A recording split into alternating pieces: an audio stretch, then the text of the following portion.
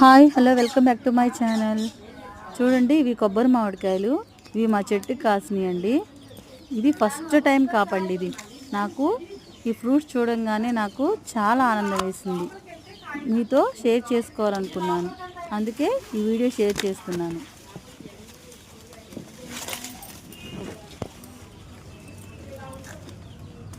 చూడండి ఎంత పెద్దగా ఉన్నాయి ఈ మామిడికాయలు.